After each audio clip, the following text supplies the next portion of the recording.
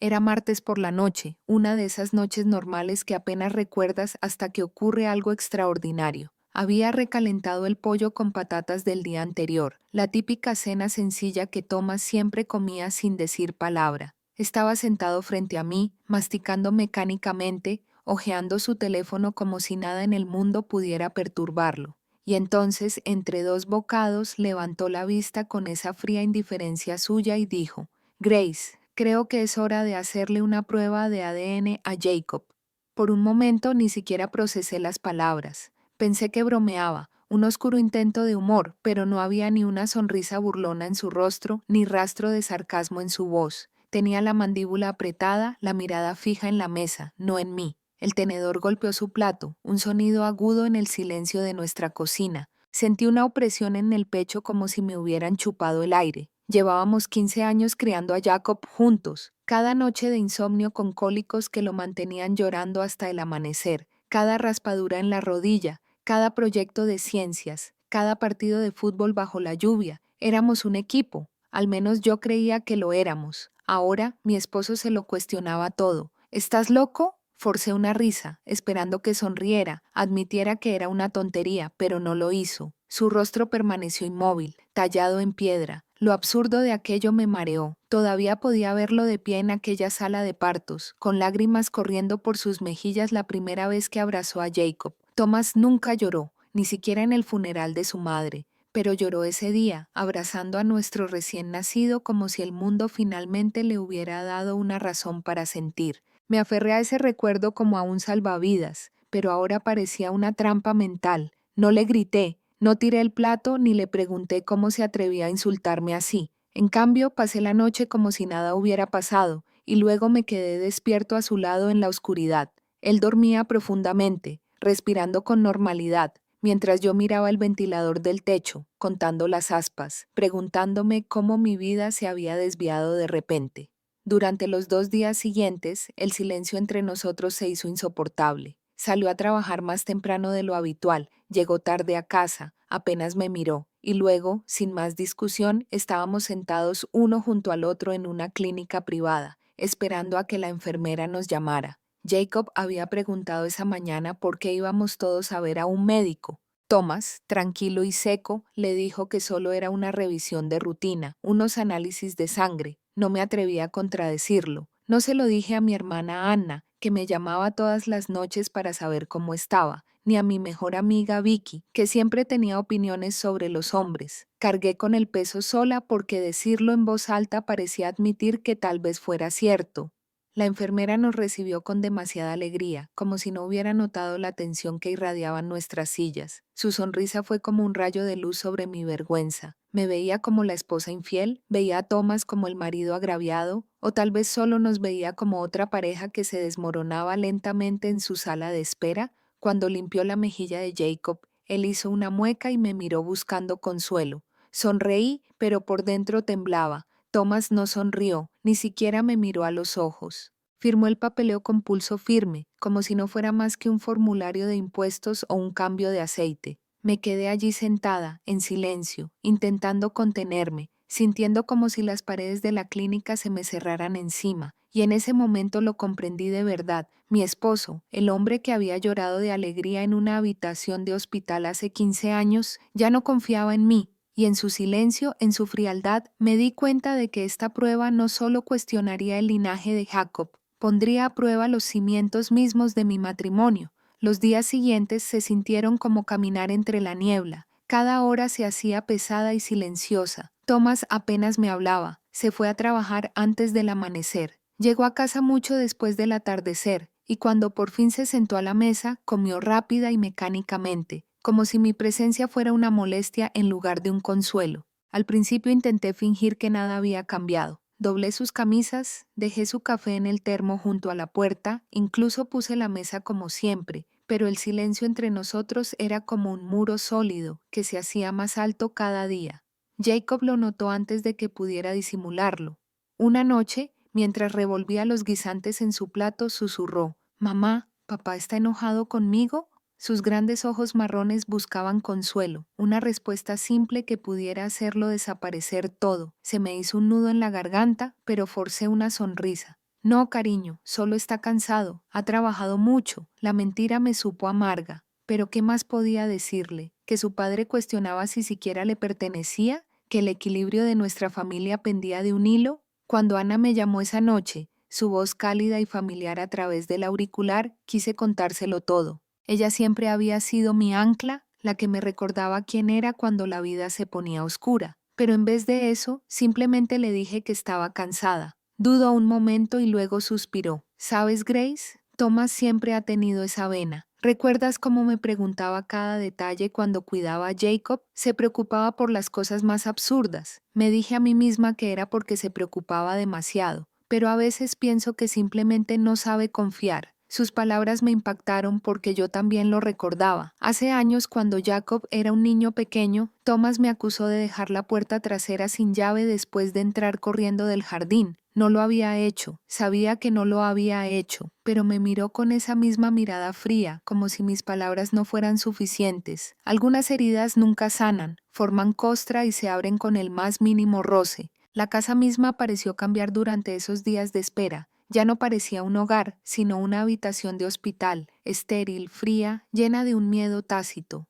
Thomas se movía por ella como un paciente en piloto automático, silencioso, distante. Incluso el aire se sentía pesado, oprimiéndome el pecho. Empecé a fijarme en los pequeños detalles. Se llevó su portátil al estudio y cerró la puerta, algo que nunca solía hacer. Una mañana lo encontré cerrado con contraseña antes de que siempre hubiera estado abierto, lleno de sus interminables hojas de cálculo y artículos sobre reparaciones del hogar que nunca leíamos. Llevaba el teléfono a todas partes, revisándolo en el garaje, en el baño, en cualquier lugar lejos de mis ojos. Por la noche, cuando por fin se acostaba, se apartaba de mí y se quedaba dormido en cuestión de minutos, como si tuviera la conciencia tranquila. Mientras permanecía despierto escuchando el suave zumbido del refrigerador de abajo, contaba los tic-tac del reloj. Cada segundo se arrastraba como una gota de agua en una caverna. Empecé a preguntarme qué había sembrado esa sospecha en él. ¿Alguien había dicho algo sobre que Jacob no se parecía a él? ¿Alguno de sus amigos había hecho un comentario desconsiderado?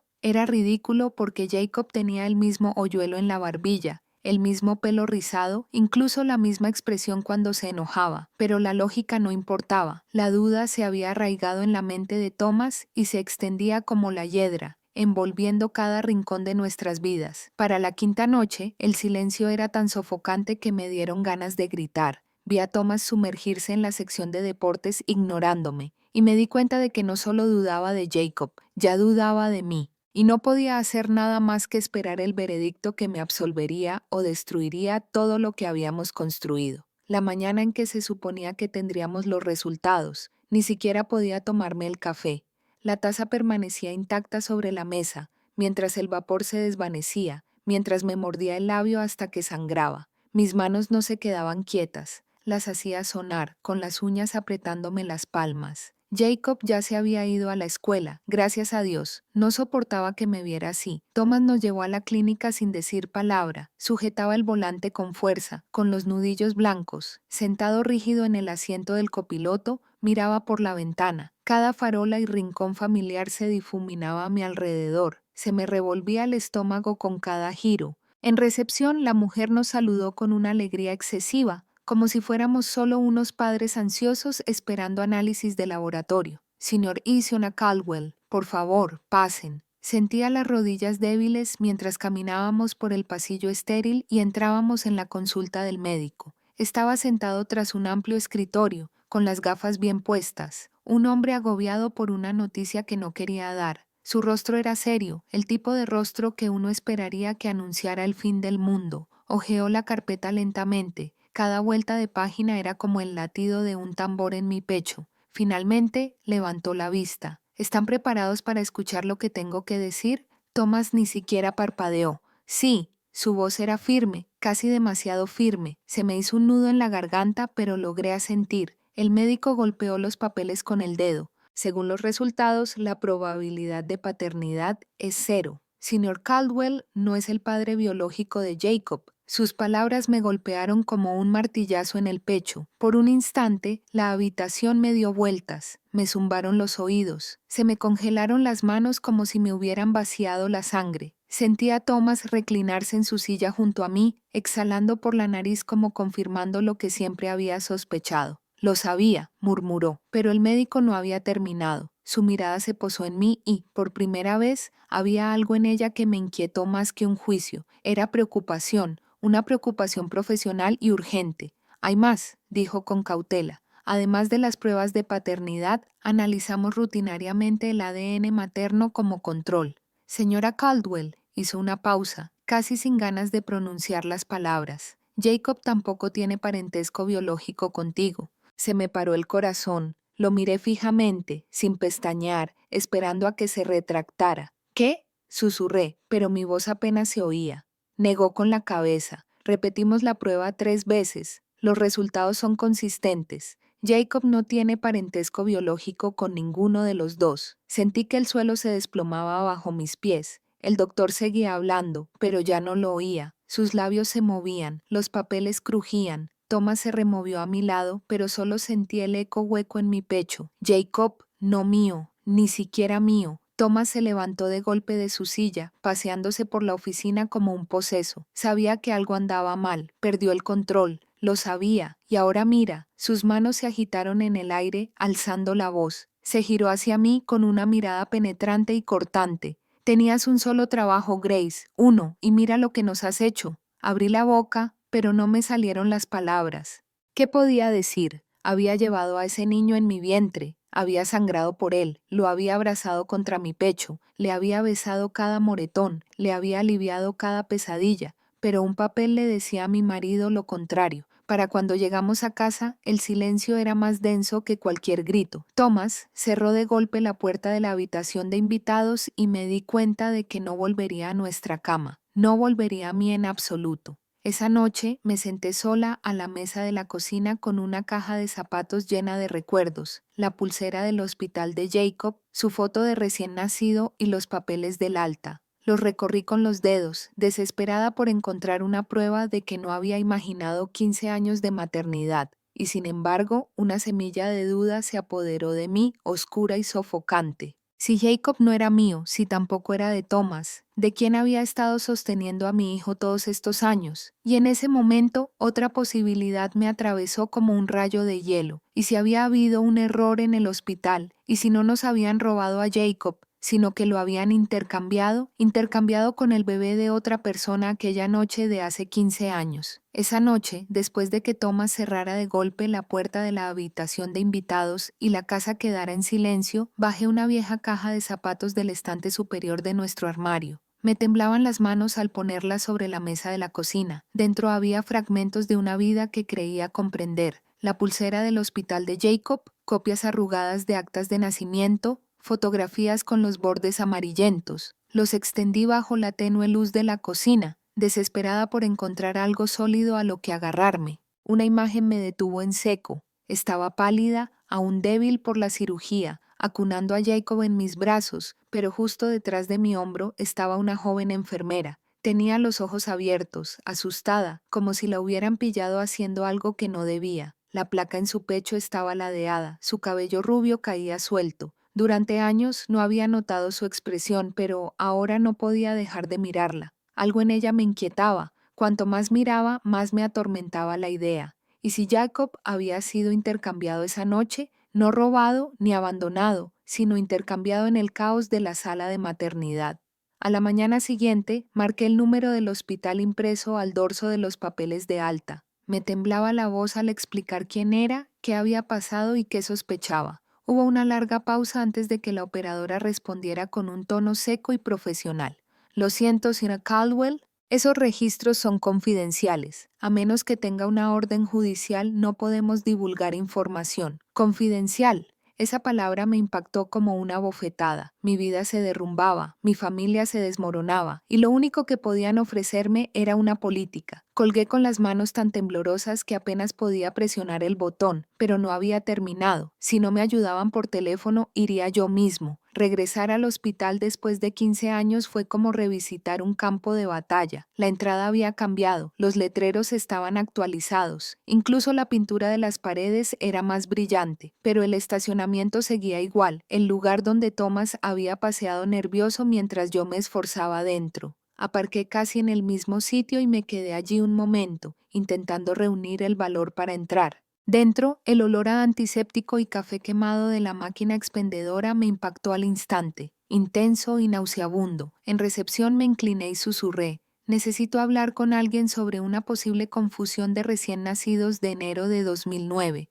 Por favor, es urgente. La empleada me miró fijamente, dividida entre la compasión y la sospecha. Sin orden judicial, empezó. No pido nombres. La interrumpí con la voz entrecortada. Mira quién más dio a luz ese día. Puede que hayan cambiado a mi hijo. Por favor.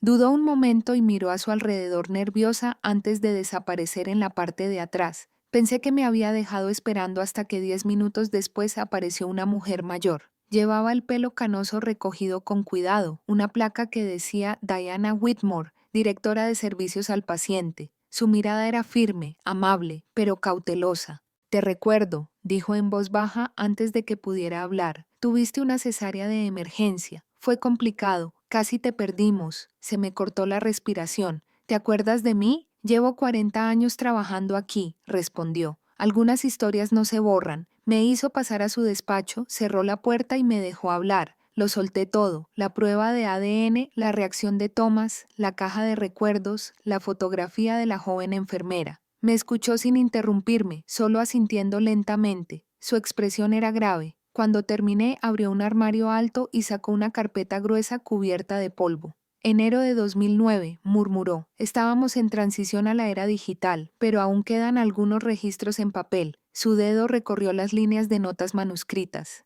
Ese día hubo otros 3 partos, 2 niños y una niña. La tuya fue la única cesárea. El pulso me latía con fuerza en los oídos. Habría sido un error, exhaló larga y pesadamente. 2 enfermeras estaban de baja por enfermedad. El personal estaba al límite. No le voy a mentir, señora Caldwell. Sí, es posible. Me agarré al borde del escritorio para observarme. Posible. La palabra resonó en mi cabeza como una campana. Cerró el expediente y me miró fijamente. Había una enfermera nueva esa semana, muy joven. No duró mucho. Se llamaba Natalie Brooks. Quizás debería empezar por ahí. Salí de ese hospital con el corazón latiendo con fuerza, un solo nombre resonando en mi mente. Natalie Brooks, la enfermera de la fotografía, la chica de la mirada culpable y tal vez la clave de la verdad. No sabía por dónde empezar, pero Vicky, mi mejor amiga, no dudó cuando finalmente confié en ella. «Necesitas un abogado», dijo rotundamente, como si la elección fuera obvia.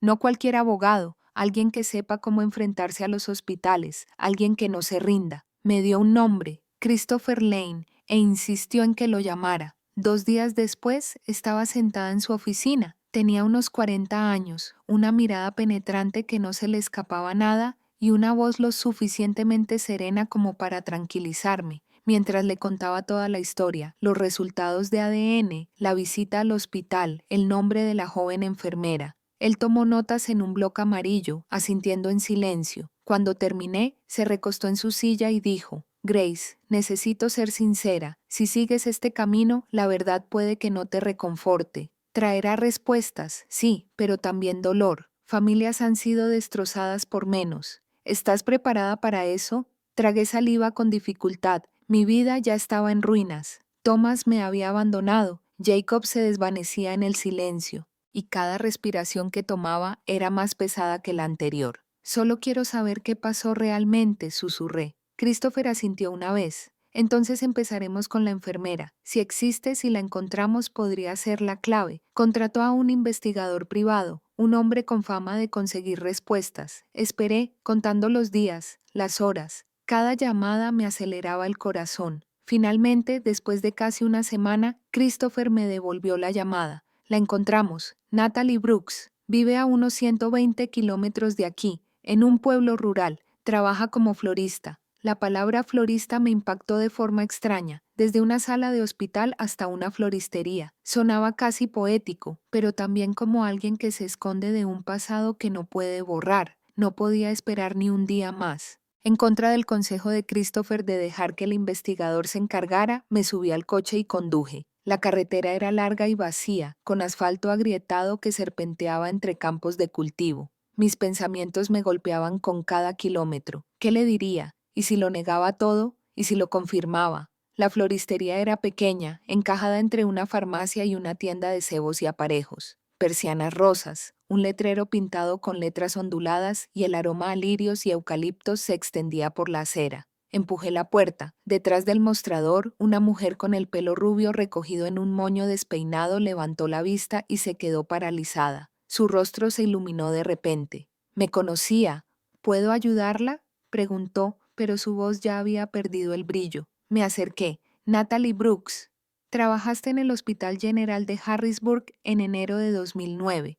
Sus manos se apretaron sobre las tijeras que sostenía. Durante un largo instante no respondió. Luego las dejó, cerró los ojos y susurró. Tenía 21 años. Era mi segunda semana en el trabajo. Nos trasladamos a la trastienda. El aire estaba cargado con el aroma a claveles y tierra húmeda. Se apoyó en la pared con los dedos temblorosos. Esa noche fue un caos. 2 partos a la vez. Una cesárea, otra natural. Bebés llorando por todas partes. Se suponía que debíamos revisar 2 veces las pulseras, los Moisés, todo, pero tenía prisa. Creí haberlo hecho bien. De verdad que sí. Se me quebró la voz. Los cambiaste. Se le llenaron los ojos de lágrimas. No fue mi intención, pero cuando me di cuenta después, fui con mi supervisora. Me dijo que me callara o arruinaría familias y me arruinaría a mí misma. Simplemente me fui. No pude soportarlo. Me quedé allí, aturdida, con el corazón latiendo con fuerza. Todos esos años, todo ese amor, y todo se había reducido al error de una joven de 21 años, exhausta. Pero no había terminado. Levantó la mirada, buscando la mía. Recuerdo a la otra madre. Tenía el pelo rojo recogido en una coleta. Su marido trabajaba en la construcción. Se llamaba Mónica. Mónica Reed.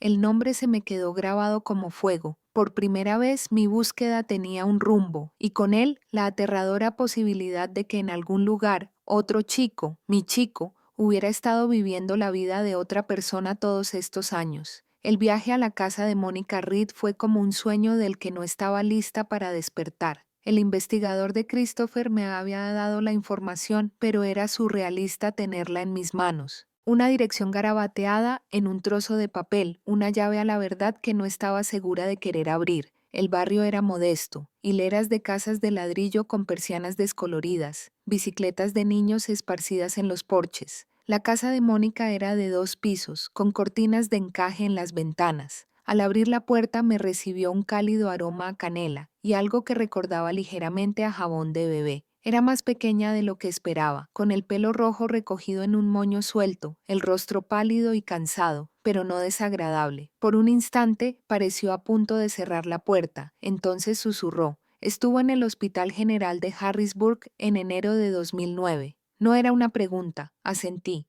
¿Puedo pasar, por favor? Dudó un momento y se hizo a un lado. Dentro, la casa parecía habitada. Sofás desgastados, una manta de ganchillo, música tenue que llegaba desde una habitación del piso de arriba. En la sala, un adolescente estaba sentado encorvado en el sofá, con los auriculares puestos. Apenas levantó la vista, solo el tiempo suficiente para que pudiera ver su perfil, y mi respiración se apoderó de la comisura de su mandíbula, de su ceño fruncido. Era Thomas, lo habría reconocido en cualquier lugar. Ryan, dijo Mónica con suavidad, ¡saluda! El chico se quitó un auricular y me dedicó un gesto cortés con la cabeza, entrecerrando los ojos con recelo adolescente. Sonreí débilmente, con el corazón latiéndome con fuerza. Jacob no estaba conmigo ese primer día. Necesitaba afrontar esto sola antes de meterlo en la tormenta. Pero incluso allí de pie, mirando a Ryan, sentí que el suelo se movía bajo mis pies. Mónica se sentó frente a mí, haciendo sonar las manos. «Necesito decirte algo», dijo en voz baja. Durante años sentí que algo no iba bien. El tipo de sangre de Ryan no coincide con el mío ni con el de mi esposo. La pediatra le restó importancia y dijo, esas cosas pasan, pero yo lo sabía. Simplemente nunca tuve pruebas.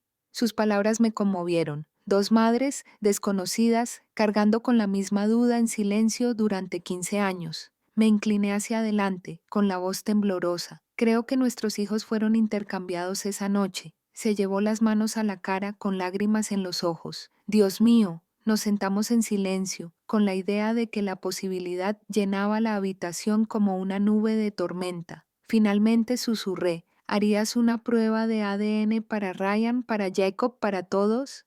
Me miró un buen rato y asintió. Sí, Los días de espera para los resultados fueron los más largos de mi vida. Pensé que esperar el examen de Jacob había sido insoportable, pero esto era peor. Esta vez no solo esperaba a ver si las dudas de Thomas estaban justificadas. Esperaba descubrir si la esencia misma de mi identidad como madre se había construido sobre un error. Cuando por fin llegó la llamada de Christopher, estaba sentada a la mesa de la cocina. Jacob arriba, haciendo la tarea. Mi mano temblaba tan fuerte que casi se me cae el teléfono. Su voz era firme, mesurada, como si supiera que me iba a romper. Grace, la prueba lo confirmó. Ryan Reed es tu hijo biológico y Jacob es de Mónica. Sus palabras me dejaron sin palabras. Me deslicé al suelo, apretando el teléfono contra la oreja, sollozando, no porque hubiera perdido a Jacob. Nada en el mundo podría borrar los 15 años que compartimos, sino porque los cimientos de nuestras vidas se habían hecho añicos por un error de cansancio en una sala de hospital. Apreté la frente contra las rodillas, meciéndome mientras lloraba. Cuando finalmente miré la foto de Jacob en la repisa, su sonrisa de dedos separados, su cabello rizado, su hoyuelo familiar, susurré: «Eres mi hijo. No importa lo que diga el papel, no importa lo que pruebe la sangre, eres mía». En ese momento comprendí que el amor era más poderoso que el ADN, más vinculante que cualquier prueba, y que ningún descubrimiento, ningún tribunal, ningún cruel giro del destino jamás me arrebataría a Jacob. Thomas se enfriaba cada día más. Incluso después de los resultados de ADN, tras descubrir la verdad sobre Ryan y Jacob, no tenía ningún interés en reconstruir lo que quedaba de nuestra familia. De hecho, parecía aliviado de tener una excusa para alejarse de mí por completo. Salió temprano para trabajar, llegó más tarde a casa y, cuando lo hizo, apenas me reconoció. Intenté concentrarme en Jacob, en abrazarlo y recordarle que nada de esto cambiaba mi amor por él. Pero aunque intentaba mantenerme fuerte por él, no podía ignorar la persistente sospecha de que la distancia de Thomas no se debía solo a los resultados de las pruebas. Algo más estaba sucediendo.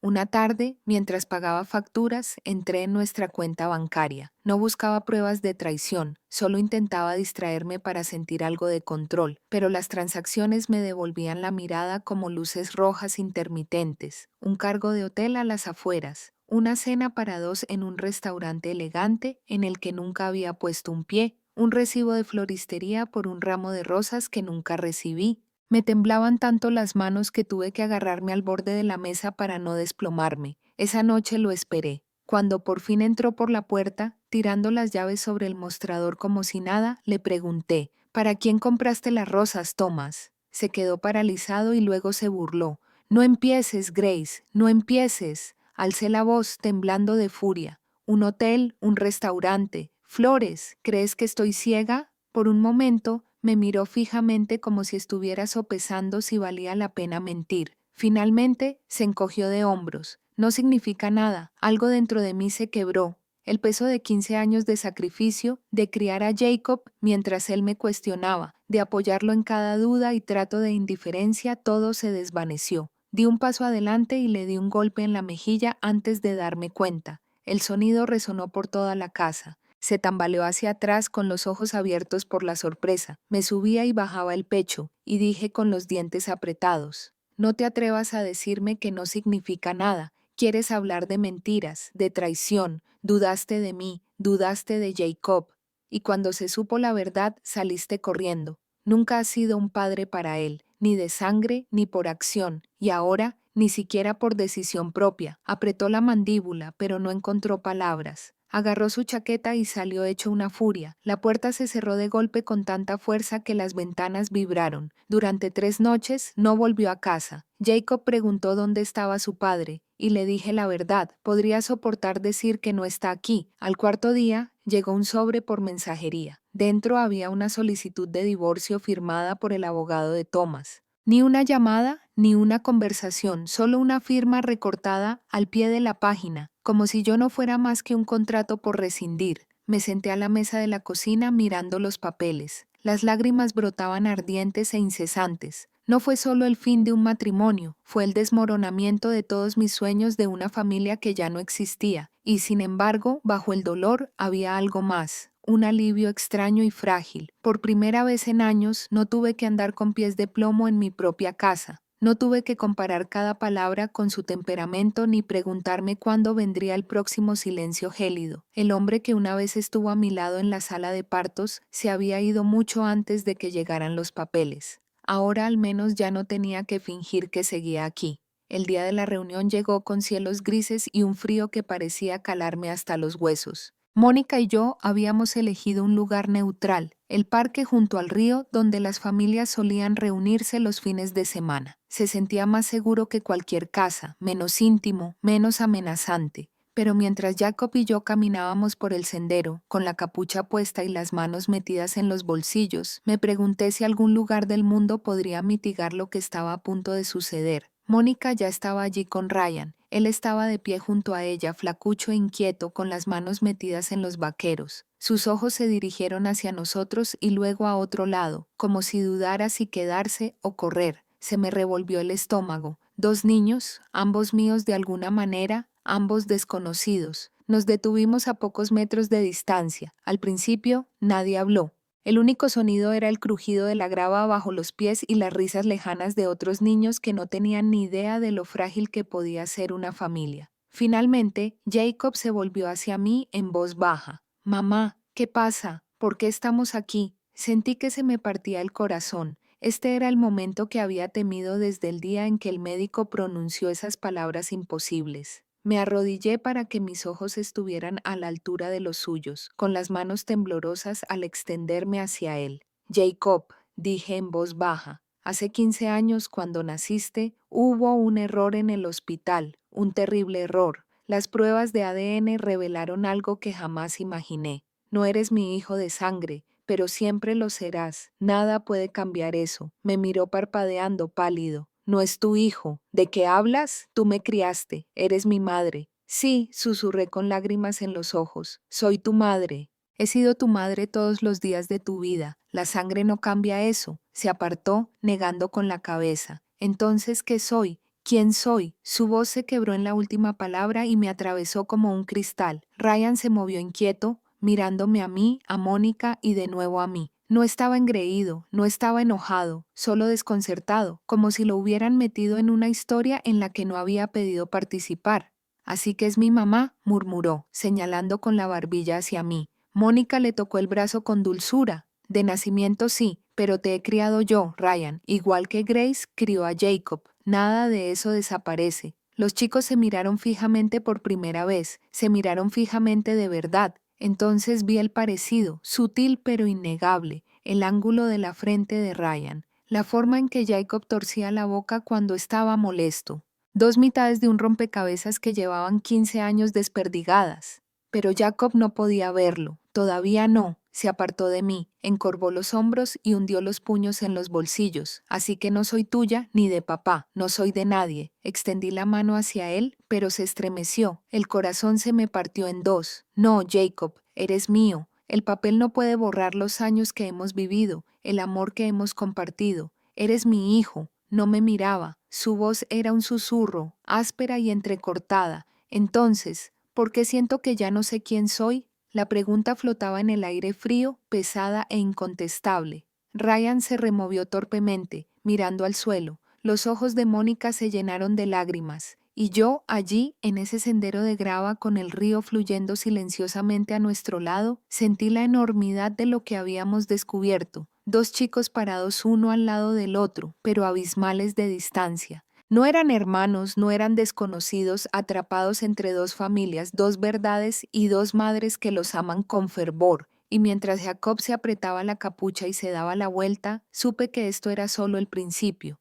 Los días posteriores a la reunión en el parque fueron los más difíciles de mi vida. Jacob apenas me hablaba, mantenía la capucha puesta, incluso en casa, refugiándose en su habitación, cerrando la puerta y negándose a comer conmigo. La casa que antes resonaba con su risa ahora estaba sumida en el silencio. Intenté darle espacio, pero todas las noches me sentaba frente a su puerta, susurrando a través de la madera: «Te quiero, Jacob». Eso no ha cambiado, nunca cambiará. Algunas noches me parecía oírlo moverse por dentro, pero nunca respondía. Una noche lo encontré sentado en los escalones del porche, con las rodillas pegadas al pecho. Su rostro estaba oculto, pero pude oír el temblor en su voz cuando finalmente habló. Si no soy tu hijo de sangre, ¿quién soy? Me senté a su lado, lo suficientemente cerca como para sentir su calor, pero no tanto como para abrumarlo. Eres mío, dije en voz baja, no por el ADN ni por el papeleo, porque cada día de tu vida te he amado, luchado por ti, te he criado. La sangre no hace familia, Jacob, el amor sí. No me miró, pero tampoco se apartó, y eso me bastó para aferrarme. En medio de todo esto, me reuní de nuevo con Christopher Lane. Extendió los papeles cuidadosamente sobre su escritorio. El hospital no cooperará a menos que presionemos, dijo con firmeza. Si está listo, presentaremos la demanda. Los llevaremos a juicio. Observé los documentos, las pulcras líneas del lenguaje legal y sentí el peso de cada noche de insomnio, cada pregunta sin respuesta, cada lágrima que Jacob había derramado en silencio. Estoy listo, le dije. Mi voz no tembló. Llegaremos hasta el final. La demanda no nos devolvería los años perdidos. No sanaría el dolor de Jacob de la noche a la mañana, pero nos daría verdad, responsabilidad y tal vez un poco de justicia. Semanas después, en una tarde tranquila, me senté en el porche con una manta sobre las rodillas. El aire olía a hierba recién cortada y a principios de primavera. En el patio, Jacob y Ryan se pasaban una pelota de baloncesto. Al principio, torpemente, luego con el ritmo tranquilo que solo los chicos pueden encontrar. Ya no eran hermanos de sangre, pero tampoco eran desconocidos. Solo dos vidas para siempre, alteradas por un solo error, aprendiendo poco a poco a seguir adelante. Los observé uno al lado del otro, con el corazón henchido por algo que no había sentido en meses. Esperanza. Había perdido un matrimonio. Había perdido la certeza de quien creía que era mi hijo. Pero no había perdido a Jacob, y nunca lo perdería. Tampoco había perdido mi fuerza. Había enfrentado la verdad, por brutal que fuera, y había sobrevivido. Algunos errores no se pueden borrar. Marcan el pasado, alteran el futuro, pero las cicatrices no tienen por qué definirnos. Nos recuerdan que vivimos, que resistimos, que fuimos lo suficientemente fuertes para seguir adelante. Mientras los chicos reían en voz baja, la pelota golpeando el pavimento agrietado, cerré los ojos y dejé que el sonido me inundara. Lo que fuera que me aguardara, tribunales, papeleo, preguntas sin respuesta, una cosa tenía clara, seguía siendo madre, y eso me bastaba.